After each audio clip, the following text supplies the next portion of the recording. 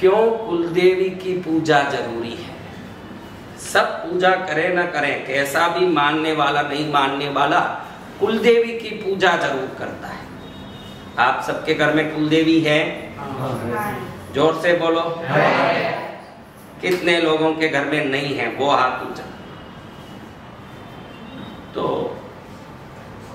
एक व्यक्ति हमारे गुरुदेव के पास आया, मेरा देखा हुआ बात हो, मेरे गुरुदेव की बात। बड़े सिद्ध पुरुष थे वो, कांची के स्वामी जी। 30 वर्ष मौन साधना की, जीवन भर उन्होंने मुट्ठी भर पोहा और दूध से जीवन चलाया। बड़े सिद्ध पुरुष, उनकी कृपा हम सबको प्राप्त हुई, हमारा हो भाग्य। समझो, ऐसे महापुरुष की मेरी जीवन की घटना आज बता रहा हूं कि उनके पास एक व्यक्ति आया। वो व्यक्ति बोलता है कि गुरुदेव मैं बहुत दुखी हूँ, बहुत परेशान हूँ गुरुदेव, मैं बहुत दुखी हूँ, मुझे तार दो। गुरुदेव ने इतना ही पूछा, बेटा तू कुलदेवी की पूजा करता है घर में? तो वो कहता है, गुरुदेव हमारे पूर्वजों में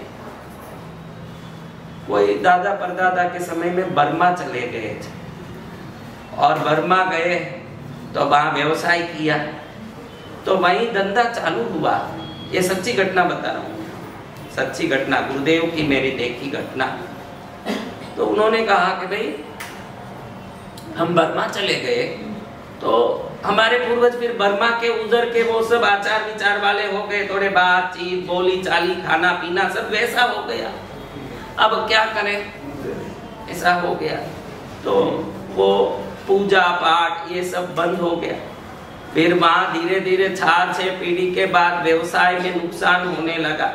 तो मेरे दादा परदादा वापस यहाँ आए तो वो सब भूल चुके थे कौन है क्या नहीं क्या है, तो हम भी भूल गए गुरुदेव। आजकल हर एक व्यक्ति को पूछो ना, युवा वर्गों को, अरे इसमें क्या पड़ा है, उसमें क्या पड़ा है, इसको क्यों करना है, उसकी क्या जरूरत है। और नास्तिकवाद भी बढ़ गए, ऐसे पंथ बढ़ गए जो देवी देवता की जरूरत नहीं ऐसे समझते हैं, पूजा की जरूरत नहीं ऐसे समझते हैं। एक तो पढ़े हुए लोग, उनका सैलरी फिक्स हो गया, मॉडर्न एज के लोगों का कॉर्पोरेट ऑफिस में काम करो फिक्स सैलरी है। अब जिसको सैलरी फिक्स हो, जीवन फिक्स हो, स्थिति फिक्स हो, उसको फिर कई चीज की चिंता है, क्या देवी की जरूरत है, व्यापारी है, ये जो भाई है ये व्यापारी है। अब व्यापारी को रोज का धड़का है भाई अच्छे से हो जाए, कमी ना आ जाए, तकलीफ ना हो जाए, तो अपने आप देवों को देवियों को राजी करने में लगे, भाई 4 गिराक ज्यादा लेके आ माता जी, 4 आदमी ज्यादा लेके आ। व्यापारी को सो चिंता, जो महीना होते फिक्स 42,000 पगार आना हो, वो सोचे अभी कुलदेवी का ज्यादा रखड़ू तो कौन से 43 आने वाला है, आना तो 42 ही है। जब 42 आने के लिए बेरो 1000 का दिया क्यों जला के बाड़ू भाई, 42 में मजा लो, उल्टा नुकसान है इसमें। पढ़े हुओं का ये सोच है, उनको मालूम नहीं है कि तेरा पगार 42,000 ही है, लेकिन अगर वो खुश हो गई तो इंक्रीमेंट और प्रमोशन बहुत ज्यादा है, ये कोई समझ नहीं आवे पड़े। तो मेरे गुरुदेव ने बोला उस आदमी को, जो बोला कि मैं बर्मा चले गए, हमारे परिवार वाले हम भूल गए सब। गुरुदेव ने पूछा, तुझे तेरे कुलदेवी का पता है क्या? ओके, पता भी नहीं, क्या करूं, कोई पता वाले हैं क्या? वो एकदम अधीर हो रहा है। गुरुदेव ये सब जाने दो, आप कुलदेवी कुलदेवी की बात, आप महापुरुष हो, सिद्ध पुरुष हो, आपके पास आए हो, आप आशीर्वाद दे दो, खत्म हो जाएगा। गुरुदेव, अरे मैं बोल रहा हूं ना, कुलदेवी को पता लगाया क्या? मैं जो बोलूं वो काम कर। कुलदेवी का पता है क्या? नहीं, हमारे यहाँ कोई दूर में हमारे रिश्ते वाले पुराने पीढ़ी के लोग रहते हैं, यानी मेरे काका बाबा के परिवार वाले, उनको पता हो सकता है, हम तो नहीं जानते, हम तो सब छोड़ चुके, भूल चुके। मैं तो इतना दुखी हूं कि आपकी ये बातें सुनने को भी मेरे को मन नहीं करे। मेरे तो खाने को मोहताज है, घर में परिवार में परेशानी है, लोगों को पैसा देना है, दुनिया भर की तकलीफ है। तो गुरुदेव ने कहा, भाई तू कुछ भी कर, मेरा आदेश यही है, जा जहां से भी जाके कुलदेवी का पता लगा दिया। पहले 5-6 दिन बाद आया, 5-6 दिन बाद आके कहे कि है कुलदेवी, हमारे जो वंश के लोग रहते हैं, तो उन लोगों से बहुत जाके कहीं कहीं जाके घरों में ढूंढ के 1 से 5 घरों में ढूंढ के पता लगाया, हर घर में वही देवी है। उस देवी का कोई मूर्ति नहीं है, एक पत्थर का लंबा शिला है, उधर पूजा होती है। अब वो खंडर हो गया है, पूजा भी नहीं हो रही, घर घर में जो पूजा होती है वही होती है, मंदिर तो खंडर हो गया।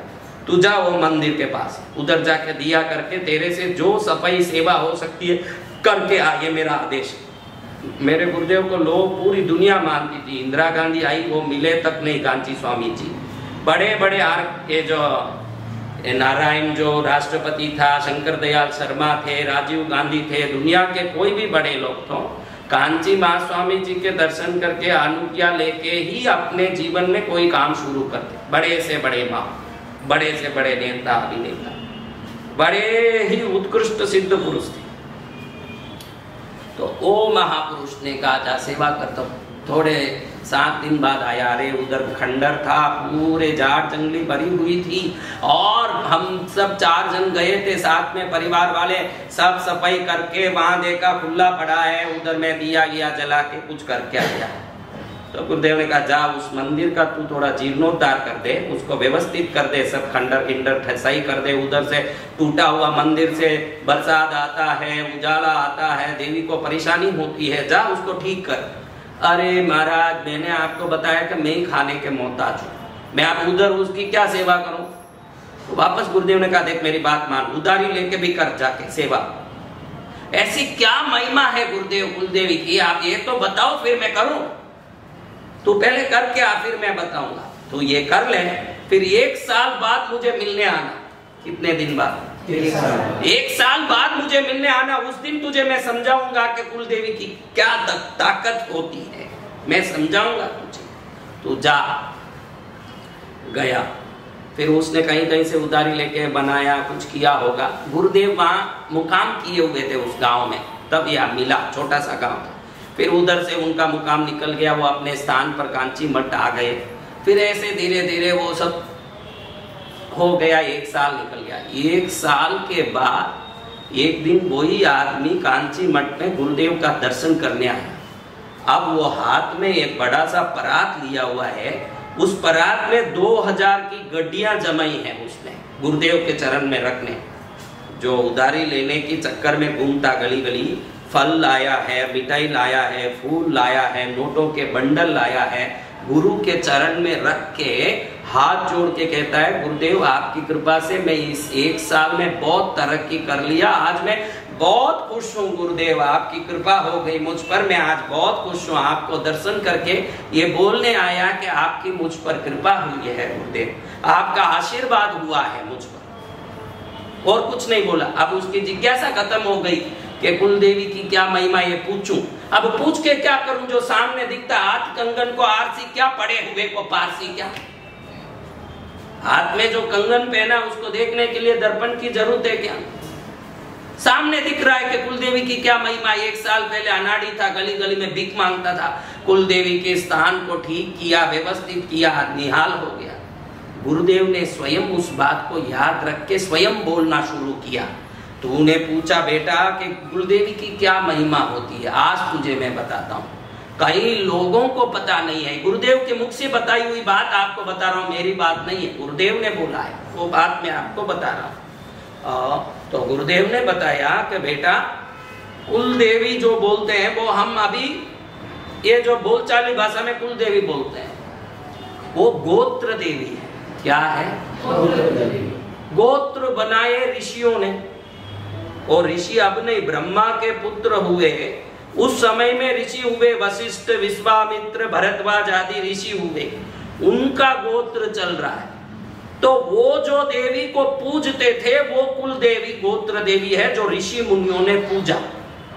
आज तुझे मैं कुल देवी की महिमा बताता हूँ कि वो ऋषि मुनि से पहले वो देवी थी, तब उसकी पूजा उन्होंने शुरू की। उनके संतान मनु ने, मनु के संतानों ने, प्रजापतियों ने जिनकी पूजा की, उसके बाद वो परंपरा से पूजा चालू हुई।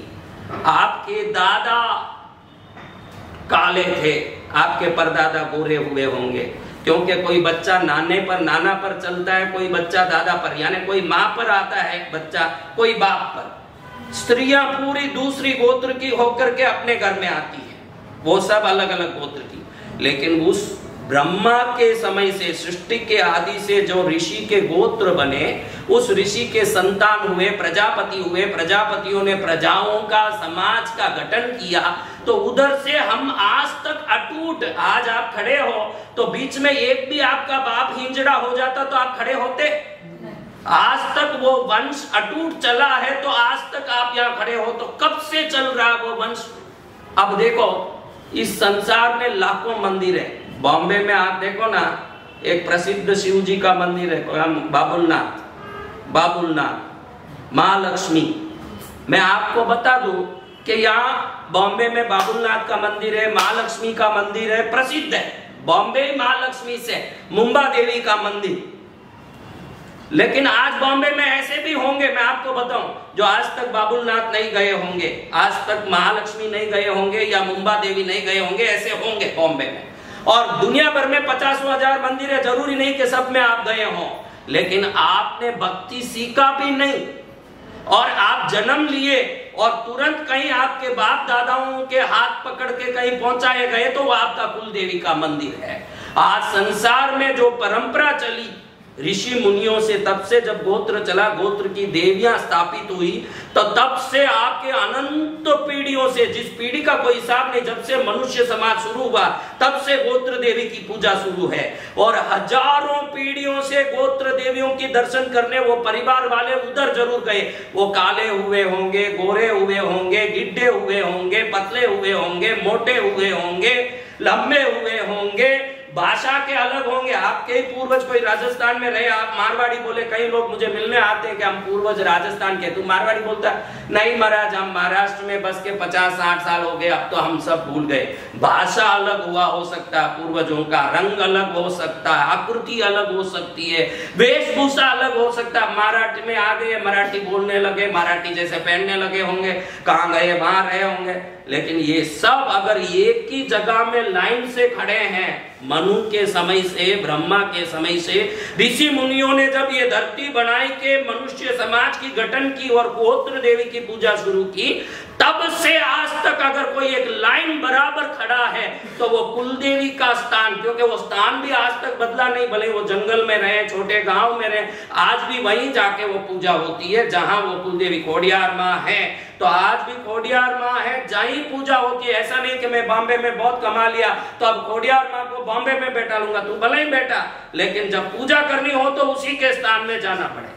अब ये व्यक्ति बॉम्बे का होगा, नासिक का होगा, तमिलनाडु में रहेगा, आंध्रा में रहेगा, उसका घर अलग जगह हो सकता है, उसका रूप अलग हो सकता है, उसकी भाषा अलग हो सकती है, उसका आकृति अलग हो सकता है, उसका जीवन शैली अलग हो सकता है।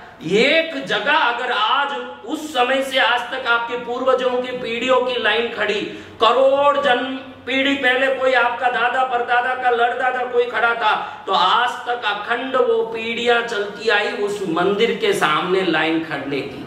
और उस लाइन में अगर आप नहीं खड़ते हो तो आप पितरों के उस लाइन में एक प्रकार का डिस्कनेक्शन करते हो। क्या करते हो?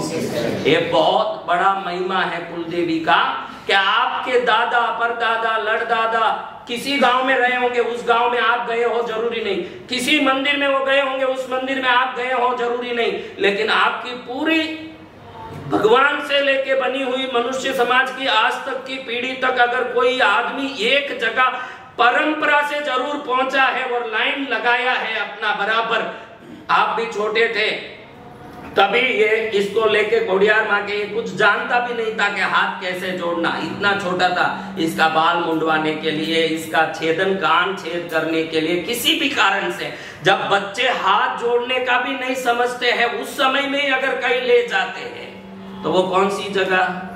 अब बुद्धि आ जाए, भक्ति आ जाए, ये यहाँ पहुंच गया, ये अपनी बुद्धि से, बुद्धि नहीं हो तो भी पहुंचे, वो कौन सी जगह। वो एक ही जगह है जहां आपके परदादा लड़दादा खड़े से, फिर दादा खड़े, फिर बाप खड़े। अब आप जाके नहीं खड़ते हो तो जरूर आप उस लाइन में एक प्रकार की विच्छेद करते हो। क्या करते हो? वो लाइन विच्छेद होता है तो कुलदेवी का दोष तो बाद में लगता है, पितृदोष पहले लग जाता है। कई लोगों को मालूम नहीं है कि कुलदेवी की आराधना नहीं करने वालों पर पितरों का दोष लग जाता। वो इतनी पीढ़ी के पितृ देखते हैं कि जहां हम बड़े भक्ति से खड़े थे, आज उस लाइन का तोड़ हो गया है, टुकड़ा हो गया, आप कोई जाने वाले नहीं है, हमारी इस भक्ति का अब इज्जत नहीं है। कुलदेवी की भक्ति करो, ये अपने पूर्वजों का इज्जत भी है। क्या है? क्योंकि उन्होंने बड़ी भक्ति से उस स्थान पर जाके हाथ जोड़ के। आजकल आप लोग देखो, ये नए पीढ़ी के बच्चे थोड़े मॉडर्न बुद्धि के हो गए, भले कुछ चीज पसंद भी नहीं आए, फिर भी बाप बोले इसलिए कर लेवे के नहीं, कि भाई डैडी बोल रहे हैं कर लो, पिता बोल रहे हैं कर लो, इसलिए मन मार के भी करते हैं कि नहीं? तो वो पूर्वजों की मान्यता थी कुलदेवी की, आज आपकी मान्यता नहीं है, फिर भी मन मार के भी उनकी खुशी के लिए करें तो डबल फायदा है कि कुलदेवी तो खुश होगी, अनंत पीढ़ियों के पितरों को उस लाइन में जाके हम खड़ के खुश करते हैं, जो लाइन आज तक अभी चिन्ह चलता आया है। और हम नहीं जा रहे, आज नए पीढ़ी के लोग इतना लंबा लाइन को हमने क्या कर दिया? डिस्कनेक्ट कर दिया। तो वो डिस्कनेक्शन से वापस कनेक्शन की ओर जाने का सबसे बड़ा तरीका है कुलदेवी की सेवा। और वहां जाके जो खड़ा होता है, देखो दुनिया के कोई भी देवता आप पर राजी होंगे कि नहीं, कोई गारंटी नहीं है, लेकिन आपके दादा परदादा ने, क्योंकि आपके ही गोत्र की देवी है, तो आपके ही गोत्र के कोई ना कोई लोगों ने उस मंदिर को पहले बनाया होगा, जीर्णोद्धार किया होगा, वहां अन्नदान किया होगा, पूजा भक्ति की होगी। आपके पूर्वजों में कोई इतना ताकत वाला रहा होगा, कोई सोने का भी वहां चीज चढ़ाया होगा, कोई हीरे का हार चढ़ाया होगा। उन सब का जो भक्ति से प्रसन्न देवी की कृपा जब हम पहुंचते हैं तो क्या रे, इसके 7वें पीढ़ी के दादा तो मेरे मंदिर को बनाया था, अब ये बच्चा आया है, इस पर आशीर्वाद दे दो। 7 पीढ़ी के पहले वाले लोगों की हुई करतूतों के पुण्य का भी हमको आशीर्वाद मिल जाए, ये कुलदेवी के मंदिर में ही मिलेगा। और कोई मंदिर में आपके बाप दादा गए ही होंगे और किए ही होंगे, इसकी आप गारंटी दे सकते हो? हाँ, तो जहाँ गारंटी नहीं वहां क्या गारंटी, और जहाँ गारंटी है वहां जाने में फिर तकलीफ क्या? तो ऐसे कुलदेवी की साधना के बारे में मेरे गुरुदेव ने कोई नहीं बताया दुनिया में। ऐसी रहस्यमयी बात मेरे गुरुदेव ने बताया कि वो लाइन है जब मनुष्य समाज शुरू हुई, आज तक अखंड चल रही है। अगर तुम्हारे बाप ही जिंदा नहीं होता, उसकी माँ को बच्चा नहीं होता, तो आज हम होते क्या?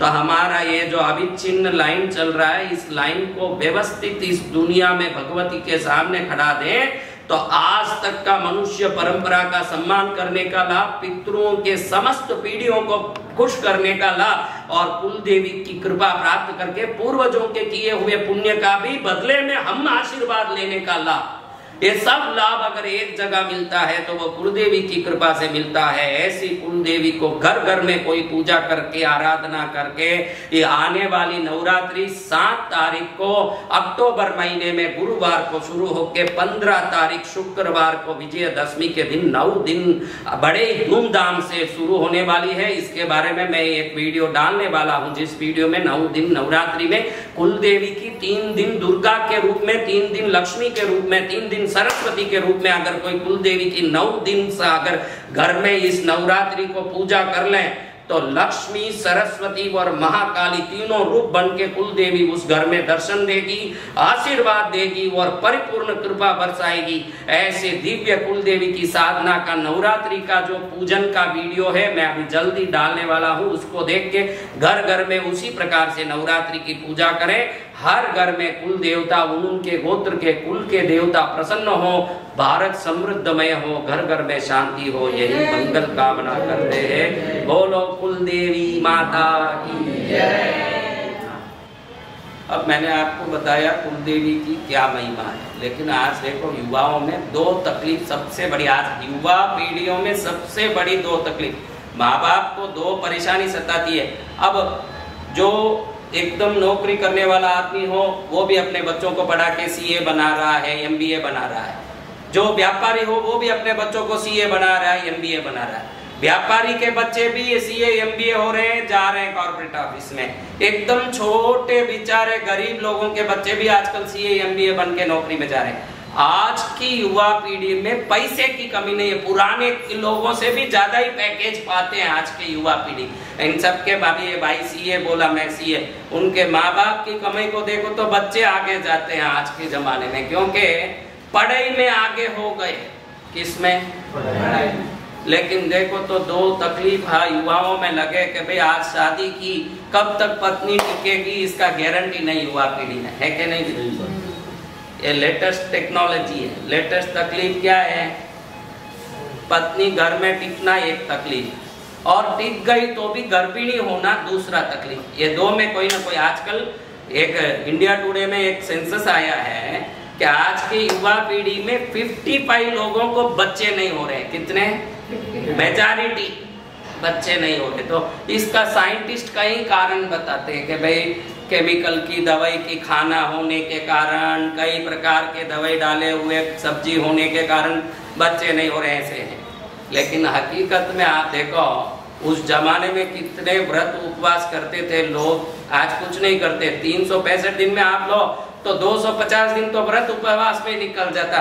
उनको तो बच्चे हो गए और ये खा खा के पिज्जा खावे, माल खावे, क्या है, बर्गर खावे, खाता होगा बर्गर खावे, ये सब खा खा के पड़े हैं, कुछ नहीं होवे। इसका कारण है कुल देवी, क्योंकि कुल की वृद्धि का पूरा जिम्मेदारी कुल देवी के हाथ में है। कुल देवी आगे के संतान का पूरा प्रक्रिया को आशीर्वाद देने वाली और घर परिवार में सुख शांति देने वाली। अगर आपके घर में सब कुछ है, पैसा, माल, बंगला, गाड़ी, लेकिन सुख नहीं है, तो समझना कि कुल देवी की पूजा आपके घर में नहीं है। और कुल देवी की पूजा नहीं हो, वहाँ या तो संतान नहीं होगा, या पति पत्नी में शांति नहीं होगा, या परिवार में सुख नहीं होगा।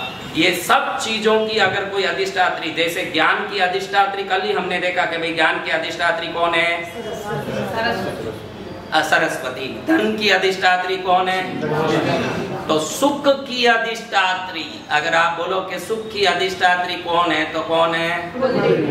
कुल देवता सुख की अधिष्ठाता है। अगर सुख चाहते हो, कौन कौन चाहते?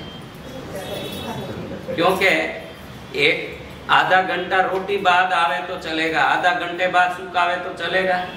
इंसान हर क्षण सुख चाहता है, उसी के पीछे। बड़े से रोल्स रॉयस में बैठूंगा तो सुख मिलेगा। रोल्स रॉयस भी किस लिए चाहिए? बंगला भी किस लिए चाहिए? बढ़िया नए कपड़े पहनने तो क्या महसूस होता है? सुख महसूस, सुख महसूस होता है। जो भी हम कर रहे हैं उसके पीछे बेसिक कारण कौन है? तो बेस कारण की अधिष्ठात्री कौन है? इसलिए कुल देवता के बगैर सुख नहीं है। आप सोचोगे कि भाई ये देवी देवता की पूजा में क्या पड़ा है? देखो आपके बंगलों में, जितने सोसाइटी में बॉम्बे रहते हो, बॉम्बे में तो कोई घरों में रहता नहीं, सब फ्लैटों में रहते हैं। आप फ्लैट में रहते हो, आप फ्लैट में रहते हो, फ्लैट में रहता है, सब फ्लैट में रहता है। आपके फ्लैट के पूरे सोसाइटी के नीचे एक सिक्योरिटी है। अब ये सिक्योरिटी अच्छा बराबर व्यवस्थित निगरानी रखे, बराबर ध्यान दे, ये देखोगे कि इसका कुल गोत्र धर्म देखोगे। आप क्या देखते हो? उसको रखा है। तो जो हमारा ध्यान रखते हैं उसको हम सिक्योरिटी नियुक्त करते हैं, और उनको पगार भी देते हैं, उनको हम ध्यान भी देते हैं, और उनको रख के व्यवस्थित काम भी लेते हैं। तो देवता वही सिक्योरिटी है, इस रूप में नहीं है। इस रूप के सिक्योरिटी जो सोसाइटी के नीचे है वो पगार ले रहा है, ये सिक्योरिटी पूजा ले रहे हैं। फर्क इतना ही है। हमको देवता किस लिए नहीं चाहिए तो जाओ भाई, सिक्योरिटी सोसाइटी में नहीं होगा तो सोसाइटी का नुकसान होगा, सिक्योरिटी को तो कहीं काम मिल जाएगा।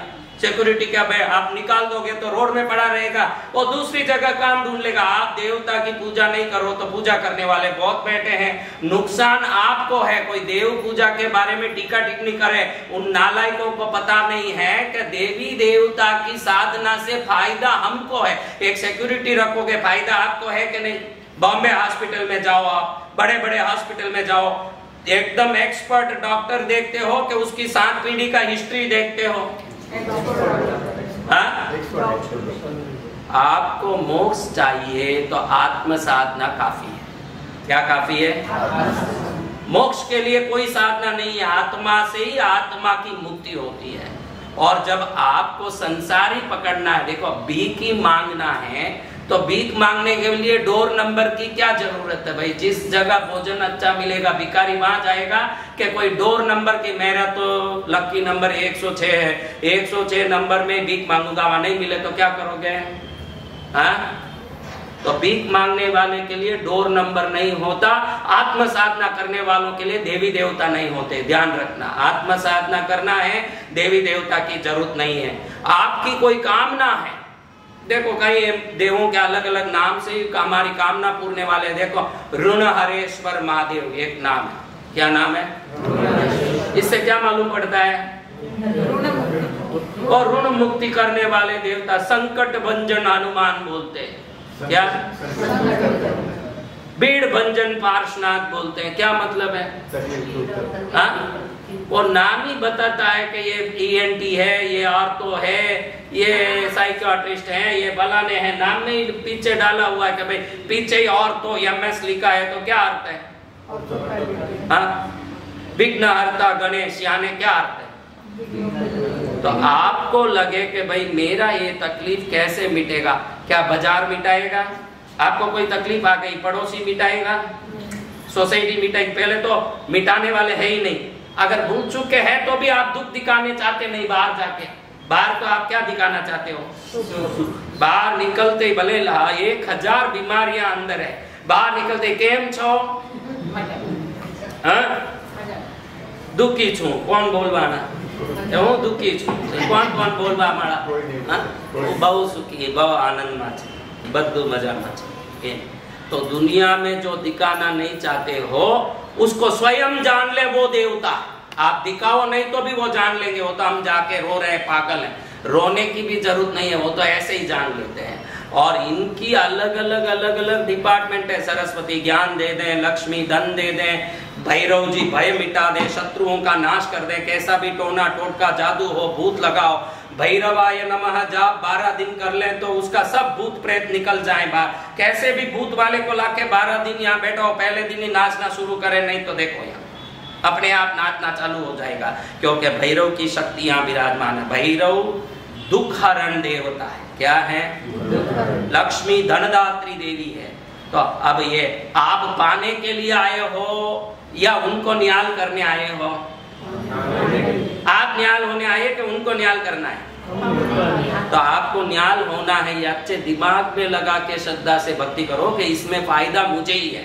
अभी इतनी देर बैठा हूँ, देखो टीवी में सोफे में आराम से बैठे हैं, सुबह बैठे क्रिकेट देखने, शाम को 5-6 बज गई, मालूम ही नहीं पड़े। मम्मी बोले खा ले, अरे खा लूंगा बाद में। 6 घंटा निकल गया। अभी तो इंडिया का पाकिस्तान चल ही रहा है, इसको कोई तकलीफ ही नहीं पड़े।